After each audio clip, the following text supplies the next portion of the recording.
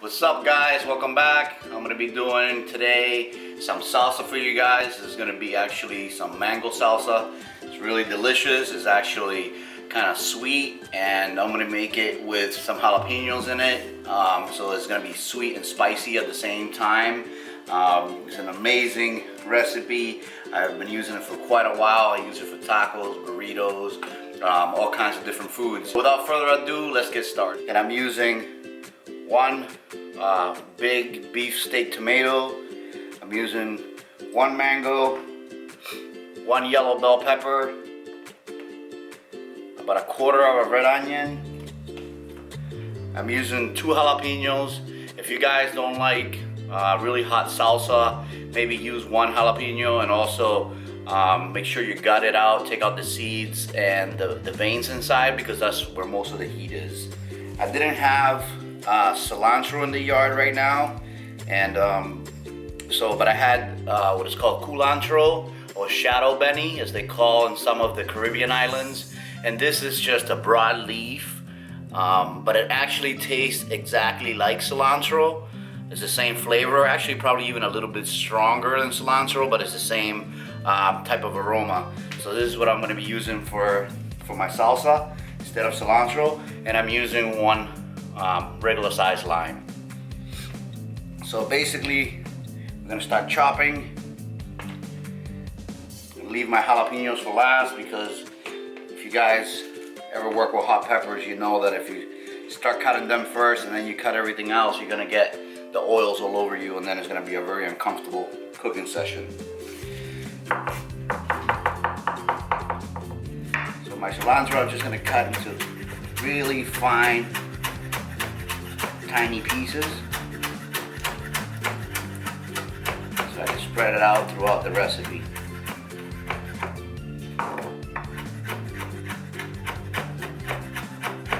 I'm trying to leave as much of the flesh on as possible when I'm peeling this. If you guys don't have mangoes, you could actually also use peaches for this recipe.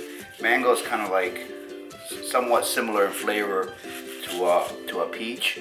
So you can do peach salsa. So basically I'm going to take my mango and then cut it into small little squares. The idea is that you want to get all your recipes chopped about the same size.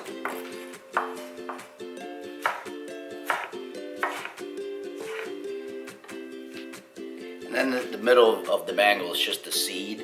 You can still get a little bit of meat around the edges, but not a lot. Try to salvage where you can.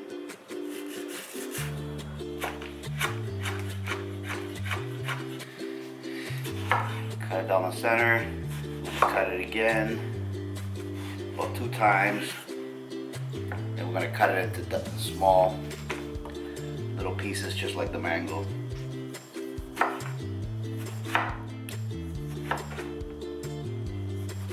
If you guys have one of those fancy mandolin type tomato cutters, you can use that too.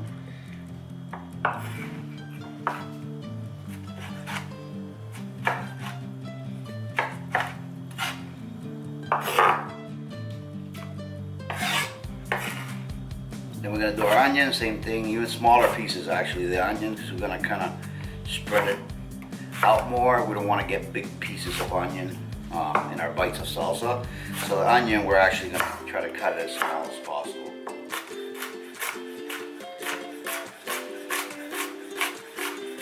If you like onions more, then by all means add more. I like a little bit less onion in my salsa.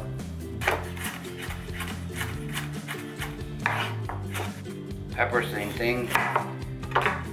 Pour it out and cut it about the same size as the tomato and mango, pretty small cubes. So okay guys, I'm gonna dice these same size as the mangoes.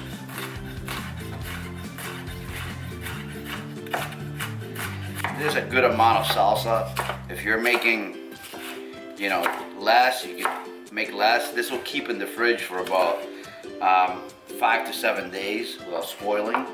So you could also use it, for other things if you like. Anywhere you use salsa, you could actually eat it over your rice or anything like that. It will flavor any of your dishes. Just kind of use the whole the amount that I use, because I don't like, for example, like cutting a half a mango then leaving the other half in the refrigerator, or a half a tomato.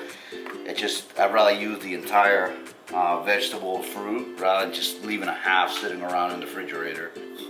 So then we're gonna use the lime next. You just squeeze it up, the whole lime into this. And make sure you use real limes, like I said earlier, guys. Don't substitute for that stuff in the green bottle. The artificial lime juice, you'll ruin the recipe, trust me. And then I'm gonna take 2 tablespoons of oil. I'm using olive oil here. This is just to emulsify and bring the ingredients together.